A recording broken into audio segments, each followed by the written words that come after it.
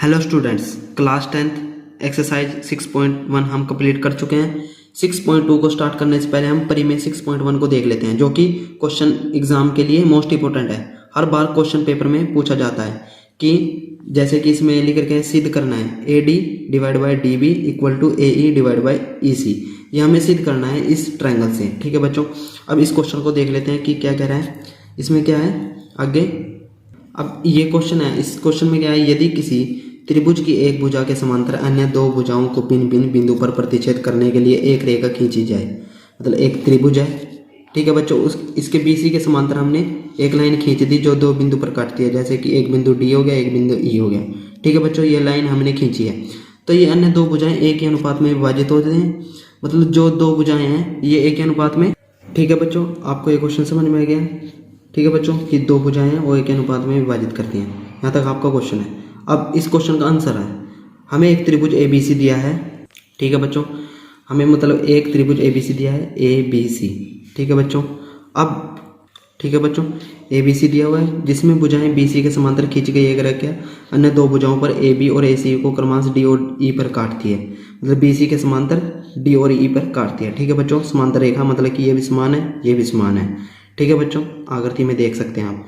हमें सिद्ध क्या करना है, जो A D divide by D B equal to A E divide by E C, ये हमें सिद्ध करना है। ठीक है बच्चों, अब आइए बी की जो यहाँ पे लाइन खींची थी तो बी से ई को मिला दो और डी को सी से मिला दो। ठीक है बच्चों, और फिर जो डी एम का लंब है मतलब कि 90 डिग्री का जो लाइन खींचती है वो खींच दो आप डी से।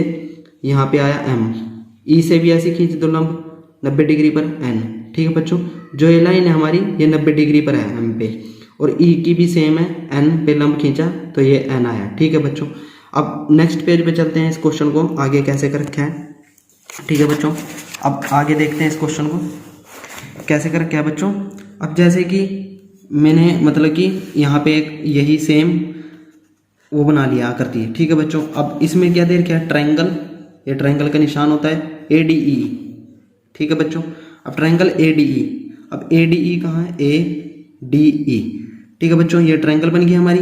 अब इसका क्षेत्रफल क्या आना है, इसका क्षेत्रफल का फॉर्मूला क्या होता है बच्चों, 1/2 आधार गुणा ऊंचाई। ठीक है बच्चों, अब ये तो पता चल गया आपको फॉर्मूला क्या होता है, आधार गुणा ऊंचाई इक्वल टू 1/2 ऐसा। आधार क्या बनेगा इसका बच्चों, ए डी, और ऊंचाई क्या बनेगी इसकी बच्चों, ई एन, क्योंकि इस पे लंब पाया था नहीं हमने 90 डिग्री पर, तो ये बनेगा। ठीक है बच्चों, अब आपको पता है कि कक्षा 9वीं में जो ट्रायंगल एडीई का क्षेत्रफल होता है वो एरिया एडी को व्यक्त किया जाता है। ठीक है बच्चों, मतलब जो एरिया एडी का है वही ट्रायंगल एडी का होगा। ठीक है बच्चों, ये सेम ही उतार लिया 1/2 एडी इंटू ई एन। ठीक है बच्चों, क्योंकि जो क्लास 9th में है ना, चैप्टर कौन सा है 6। ठीक है बच्चों, उसमें बता रखा है कि एरिया एडीई ट्रायंगल एडीई के इक्वल होता है। ठीक है बच्चों, ये सेम कर लिया। इसी प्रकार हम एरिया सेम लेंगे बीडीई, बीडीई कहाँ बनेगा, बीडीई। ठीक है बच्चों, ये बना।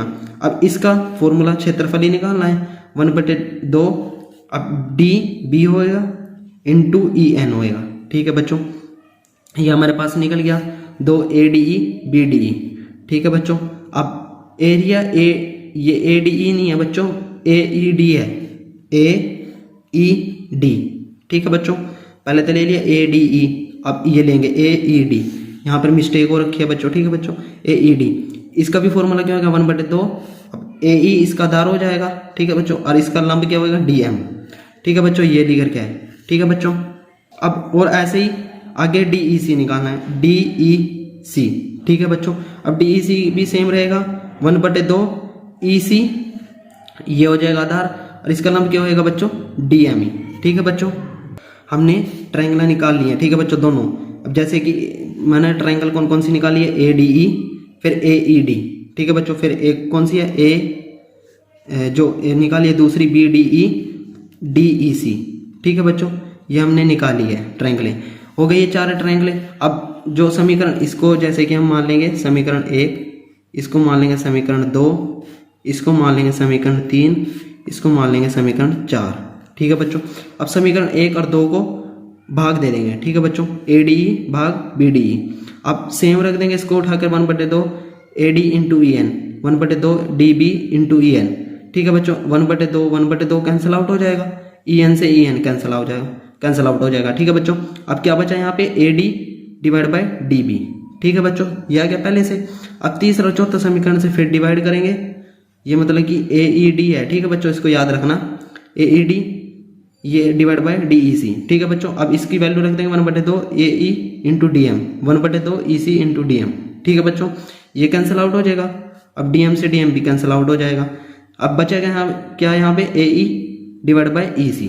ठीक है बच्चों, आगे अब ध्यान दीजिए कि ट्रायंगल BDE और ट्रायंगल DEC, BDE और ट्रायंगल DEC मतलब कि ये वाली ट्रायंगल, ठीक है बच्चों, और एक ये वाली ट्रायंगल।